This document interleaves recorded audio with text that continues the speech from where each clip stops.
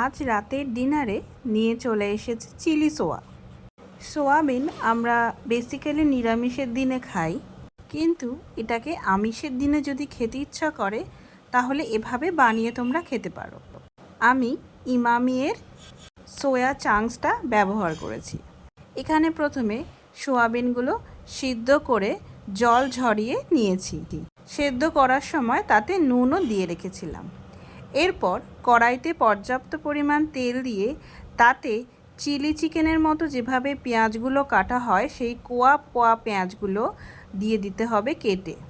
এটাকে বেশিক্ষণ ভাজতে হবে না, একটু সামান্য নরম হয়ে আসা পর্যন্ত এটাকে ভাজতে হবে। তোমরা চাইলে এর মধ্যে টমেটো ক্যাপসিকামও দিতে পারো। আমার বাড়িতে আর কিছু ছিল না বলে আমি শুধু পেঁয়াজ দিয়েছিলাম। ও ভালো কথা, সোয়াবিনগুলো কিন্তু ভেজে নিতে হবে সিদ্ধ করার পর। এরপর পেঁয়াজ আর সোয়াবিনটা ভালো করে আমি মিক্সড করে নিচ্ছি। তারপর এর মধ্যে দিয়ে দিচ্ছি সয়া সস, টমেটো কেচাপ আর স্বাদ মতো নুন এবং চিনি। এছাড়াও তোমরা চিলি সসও দিতে পারো। আমি একটু লঙ্কার গুঁড়ো দিয়েছিলাম। এর মধ্যে যদি তোমরা একটা ডিম ভুজিয়া করে দাও তাহলেও কিন্তু খুব সুন্দর টেস্ট আসবে।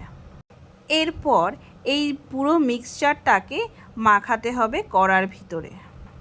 আমি আসলে সোয়া চাংস খেতে খুব ভালোবাসি, তাই প্রতিদিনই চেষ্টা করি নিত্য নতুনভাবে এটাকে করার।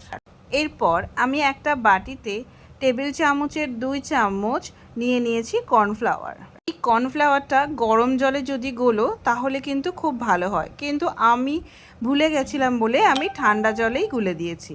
কর্নফ্লাওয়ারটা এমনভাবে গুলতে হবে যাতে সেই কর্নফ্লাওয়ারের মধ্যে কোনো দানা দানা ভাব না থাকে, তাই গরম জলে গুললে দানা ভাবটা থাকবে না। এরপর এই কর্নফ্লাওয়ার দেওয়া জলটা এই সোয়া চাংসের ভিতরে দিয়ে দিতে হবে। আমার জলের পরিমাণটা একটু কম হয়ে গেছিলো, তাই আমি আবার বাটি ধোয়া জলটাও দিয়ে দিয়েছি।